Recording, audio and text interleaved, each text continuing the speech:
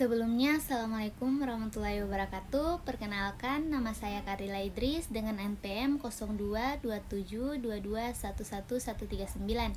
Mata kuliah Metode Penelitian, mahasiswa aktif semester 4, Fakultas Ekonomi dan Bisnis, program studi akuntansi. Di sini saya akan sedikit menjelaskan tentang apa sih itu etnometodologi. Etnometodologi merupakan studi tentang bagaimana individu menciptakan dan memahami kehidupan sehari-hari. Metodenya untuk mencapai kehidupan sehari-hari. Etnometodologi didasarkan pada ide bahwa kegiatan sehari-hari dari interaksi sosial yang sifatnya rutin dan umum mungkin dilakukan melalui berbagai bentuk keahlian.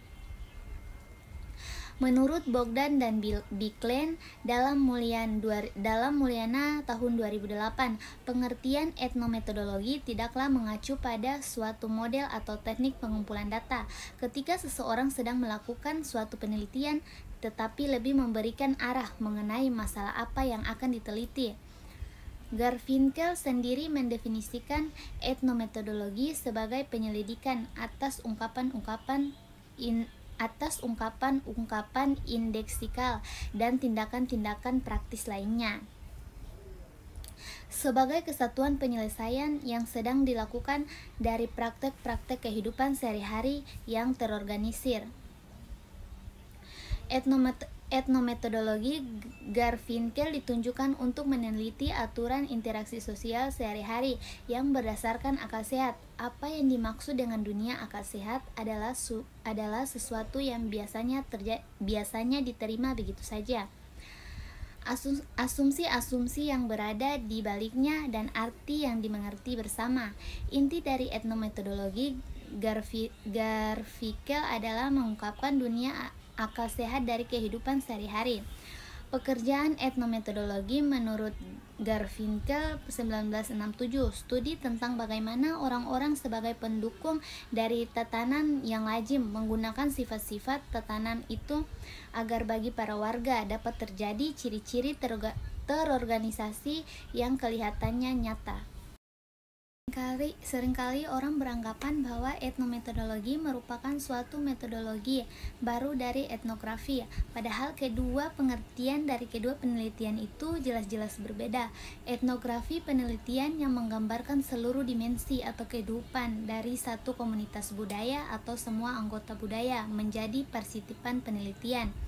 Sedangkan etnometodologi berkaitan dengan metode penelitian yang mengamati perilaku individu dalam mengambil tindakan yang disadarinya, cara mengambil tindakannya atau cara mereka belajar dalam mengambil tindakan itu.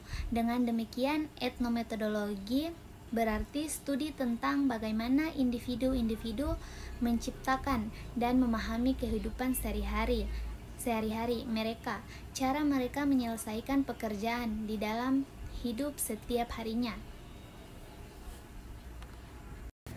Berikut adapun metode penelitiannya. Pendekatan yang digunakan dalam penelitian ini adalah pendekatan kualitatif studi etnometodologi, karena data-data yang diperoleh adalah data-data kualitatif serta objek dari penelitian ini adalah manusia.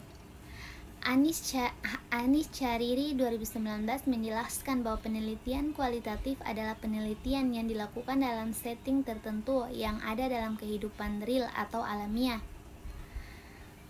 Dasar paradigma dalam penelitian ini menggunakan pendekatan interpretif. Pendekatan ini memfokuskan pada sifat subjektif dari dunia sosial dan berusaha memahaminya dari kerangka berpikir objek yang sedang dipelajari.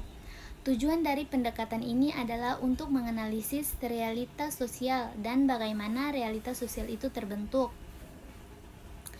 Etnometodologi berkaitan dengan metode penelitian yang mengamati perilaku individu dalam mengambil tindakan yang disadarinya. Cara mengambil dan memahami masyarakat dalam kehidupan sehari-harinya, misalnya bagaimana pola interaksi, cara berpikir, perasaan mereka, cara berbicara. Penelitian etnometodologi pertama kali ditemukan dan dipraktikkan secara langsung oleh Harold Garfinkel pada tahun 1950-an. Pada waktu itu, Garfinkel melakukan di sebuah toko. Di sana Garfinkel mengamati setiap pembeli yang keluar dan masuk di toko tersebut, serta mendengar apa yang dipercakapkan orang-orang tersebut. Sementara untuk simulasi, Garfinkel melakukan beberapa latihan pada beberapa orang. Latihan ini terdiri dari beberapa sifat, yaitu responsif, di mana yang ingin diungkapkan adalah bagaimana seseorang menanggapi apa yang pernah dialaminya. Provokatif, yakni ingin mengungkapkan reaksi orang terhadap suatu situasi atau bahasa. Dan subversif menekankan pada perubahan status atau peran yang bisa dimainkan oleh seseorang dalam kehidupan sehari-harinya. Pertama, latihan responsif, yaitu meminta orang-orang tersebut menuliskan apa yang pernah mereka dengar dari para familinya, lalu membuat tanggapannya. Kedua, latihan provokatif yang dilakukan dengan meminta orang-orang bercakap-cakap dengan lawannya yang memperhatikan setiap reaksi yang diberikan oleh lawan mereka tersebut. Latihan provokatif sedikit mendekati kepada analisis percakapan. Ketiga, latihan subversif dengan menyuruh orang untuk tinggal di rumahnya sendiri, namun perilaku seperti tinggal bukan di rumah sendiri. Dari pendapat Garfinkel di atas, langkah-langkah yang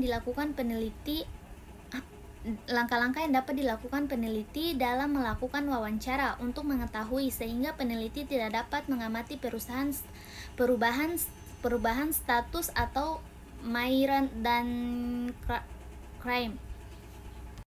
Mengamati perubahan status atau peran pada UKM tersebut. Myren dan Kleiman atau Richard 1966 menggambarkan sejumlah variasi beberapa sifat, yaitu responsif, di mana yang ingin diungkapkan adalah bagaimana seseorang menanggapi apa yang pernah dialaminya.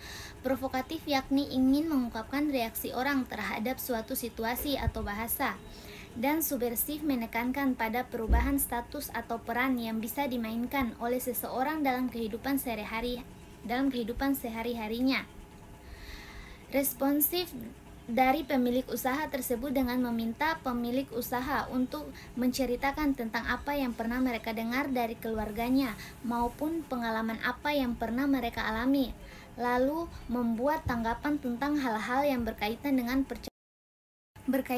pencatatan transaksi. Kemudian melakukan pengamatan provokatif, yakni penelitian langsung mengamati pemilik usaha pada saat bercakap-cakap dengan lawan atau pembeli dan memperhatikan setiap reaksi yang diberikan oleh lawan mereka tersebut.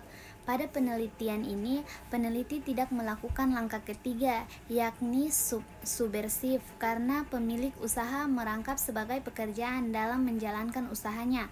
Kerja etnometodologi. Hal pertama adalah bahwa studi etnometodologi berlatar belakang analisis institusional. Yang pertama kali dilakukan terjadi dalam setting sambil lalu dan non-institusional seperti di rumah. Tujuan studi semacam ini adalah untuk memahami cara pengusaha tersebut melakukan tugas-tugas resminya dalam proses pembentukan institusi. Kedua, studi etnometodologi percakapan atau conversation analysis, dengan tujuan untuk memahami secara detail dari struktur fundamental dari interaksi percakapan. Metode pengumpulan data. Metode pengumpulan data merupakan teknik untuk memperoleh data suatu objek yang kemudian digunakan untuk menyusun hasil akhir penelitian. Metode yang digunakan agar data dapat dikumpulkan adalah sebagai berikut. Yang pertama, metode observasi. Observasi merupakan metode pengumpulan data yang digunakan untuk menghimpun data penelitian melalui pengamatan dan penginderaan. Pada penelitian ini, peneliti menggunakan observasi tidak berstruktur, yaitu observasi yang dilakukan tanpa menggunakan guide observasi, sehingga pengamat harus mampu mengembangkan daya pengamatannya dalam mengamati suatu objek. Pada observasi ini, pengamatan harus menguasai ilmu tentang objek secara umum dari apa yang hendak diamati. Yang kedua, metode wawancara. Wawancara merupakan suatu metode pengumpulan data dengan berdialog langsung dengan informan. Tujuan wawancara menurut Anis Charir 2019 adalah mencatat opini, perasaan, emosi, dan hal lain yang berkaitan dengan individu yang ada dalam organisasi. Pada penelitian ini, peneliti melakukan wawancara langsung dengan informan untuk mendapatkan data yang diperlukan yang berkaitan dengan pola perilaku pencatatan transaksi pada pengusaha kecil menengah yang berlokasi di Waru Sidoarjo. Yang ketiga, metode dokumentasi. Metode dokumentasi adalah yang digunakan untuk menelusuri data historis. Dokumentasi dibagi menjadi dua, yaitu dokumentasi resmi dan dokumentasi pribadi. Dokumen-dokumen yang dipelajari untuk memperoleh data dan informasi. Dalam penelitian ini, dokumen tersebut meliputi artikel atau jurnal yang berkaitan dengan topik penelitian. Dokumen-dokumen tersebut digunakan untuk mendapatkan data sekunder, sedangkan primer yang diperoleh dengan metode dokumentasi diantaranya adalah seperti sejarah singkat berdirinya UKM, profil UKM, dokumen dokumen dan catatan yang digunakan. Sekian dari saya, lebih dan kurangnya saya mohon maaf. Wabillahi taufiq wal hidayah. Wassalamualaikum warahmatullahi wabarakatuh.